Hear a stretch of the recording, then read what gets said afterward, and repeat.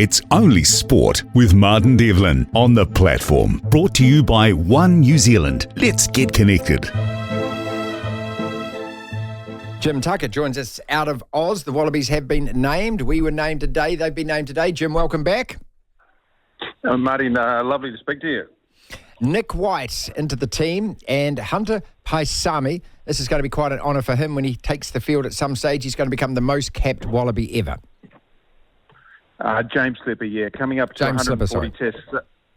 When you look at that marvellous amount of collisions he must have had in that front row, it's astonishing really that you can have a front row who began his career in 2010, he's still going, 140 tests. A great sign of his, at many levels, his endurance. Mentally, he's had challenges along the way to deal with off the field, but channeled it to be a wonderful long-serving Wallaby. Like you've had the celebrations of unsung heroes like Sam Whitelock, who always put in more than a lot of people realise, because all that work was done in the dark corners of rucks and mauls and essential parts of the game, and perhaps that's one little part that the All Blacks are missing at the moment. Jim, when you look at the side, this Wallabies team, where can it hurt the All Blacks? Where should the All Blacks be worried? I think for 35 minutes at least, Taniela Tupou will front up at the scrum. That's been a big issue in Australian rugby. Just how do you maximise 140 kilos of grunt in the front row? That's all he played last match against Argentina. Australia at that stage were leading the match, and of course it's been well documented that it was a complete rout in the second half, and the team lost by 40 points. Tyrell Lomax, by comparison, was pushing on through past 70 minutes in a huge performance in South Africa. So where can Australia hurt the All Blacks? It will have to be a team ensemble. You saw in that game against Argentina, which was a record defeat, you saw Angus Bell twisting, turning, shedding four defenders, getting close to the line, and a pick and drive try from there. A lovely little short side play, 3 or 4 nice sets of hands, try to Kellaway. So it's got to be a unified effort. There's no one person in the Wallaby side that can hurt the All Blacks. Pure and simple, it's got to be those combinations that are still formative in many ways in the start of Joe Schmidt's era. But some of those little combos have got to work really well. Jim Tucker is a long-time freelance journalist in Australia working for the Reds now, and we always appreciate your time, mate. So can you just shut the door? Like Steve Hanson's famous quote, flush the dunny and move on. After, it's such a humiliating loss to Argentina. Having said that, there was a win in Argentina the week before, which was well lauded. It may not have been that deserved, but it was still a bloody good test win. Can you just shut the door on those performances and start again? What I'm asking, is there any baggage in this Australian team? I think when you've got a younger team, there has to be baggage, and because they see that as, we had a 40-point loss in Argentina. It's one of my only 8 or 9 experiences with the Wallabies. So sure, there is some scarring. I think having the 2 weeks off, if you'd rushed into another test a week later overseas, I think there would have been potential for a bit more of a derailing. But coming back to Australia, having that reset, having an experienced, sensible coach like Joe Schmidt just harping on the things they did well, and they did a lot of things well in that first test and then the first 35 minutes of the second test. So, and then build on some of the absolute disastrous areas. Now, if you're going to play against the All Blacks, you can't be sliding, dancing across field and just looking at tackling. You've got to actually be making tackling. You've got to be moving up in a stronger line and knocking All Blacks over. So that was a disaster in Argentina. The sideways crabbing attempted defence was rubbish. So they've got to fix that. And I think in the time they've been together, they would have put a great emphasis on that. You look at areas, you asked me, okay, where can the Wallabies hurt the All Blacks? Yeah. Second half, 40-point loss, but the Wallabies were picking off lineouts that the Argentinians were throwing in. You had 2 really good lineout steals. And then you look at the flip side, we had players running into touch like schoolboys, giving back possession.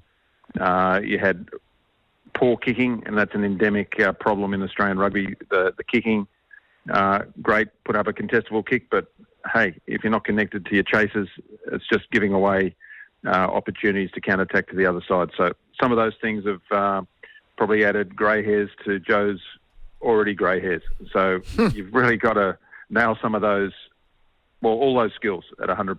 And that's what Fraser McReight, who's a really big in for this test, made a point of yesterday when I spoke to him. He said, if you don't do your skills at 100%, if the effort's not at 100%, the All Blacks, they slice you up. Look, I'm not trying to hype the game up or anything like that. Look, as All Black fans, we think that we should win this game and we should win it comfortably. And if we don't, there's going to be something wrong. And that's always the way that we approach Test rugby, even though that this side has lost already 3 out of the last 4 Test matches through this year. But just in terms of international rugby, is it still true, do you think, even with a game like this? Look, the Wallabies could turn everything around with a win. That exists as a possibility. It's not a huge possibility, but it does exist as a possibility. Do we still have to think like that? I think you do, just on recent history. Like if you'd have said what chance Eddie Jones's Wallabies heading to Dunedin last year, and it was off the back of no wins in the Eddie Jones era, you wouldn't have expected the Wallabies to be in that situation 20-all and going down to the last couple of minutes and losing to a penalty goal.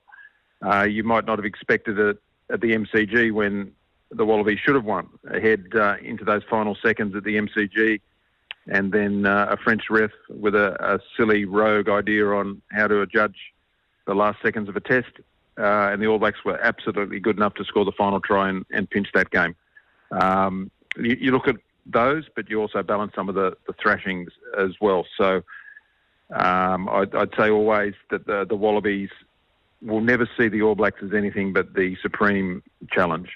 And if I could track back to what you've said there about losing 3 of the last 4 tests, Kiwi fans will be wearing black armbands about losing back-to-back to South Africa. The rest of the world, including Australians, have been admiring the absolute pinnacle of rugby, how it can be played. And the All Blacks, in every test they play, are the reason world rugby get to a certain level of play, because they challenge the game, attack the game like no other country. And the only reason South Africa are as good as they are is because the All Blacks have taken them there. Wow, what a great perspective that is, you see, because we get all introspective here. We hate the All Blacks losing, and I despise, the whole kind of feeling that, it's okay for us to lose because we're rebuilding. And I kind of think that the All Blacks exist on one thing, and that is continually winning, and that aura that you create by doing that. But just in terms of where we're at the moment, finally, Jim, a 4-point loss in the first test, 31-27, a 6-point loss in the second test. And we did have moments in both of those games. It's not like we were, absolutely outplayed by South Africa. So where do you think the All Blacks do sit? I think by common consent in that first test, you have a 10-point lead in the second half.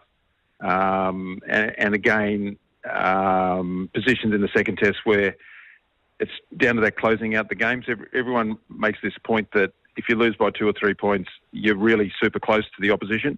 I think you're never further away, because icing that final few minutes of a tight test match is what flicks the switch, so you go from become a great side again. You've got to ice those final moments, and it's not by accident that South Africa are winning close tests at the end. They're making more tackles, they're giving away less penalties. They just do all those fundamentals absolutely well. I think the count of missed tackles from the All Blacks in that Joburg test was something like 27 missed tackles. That's very un-All Black-like. So the tidy up of that, conceding penalties almost 2-1, you tidy that up, and then suddenly the All Blacks, bang, they're back where they need to be. It's Only Sport with Martin Devlin on the platform. Brought to you by One New Zealand. Let's get connected.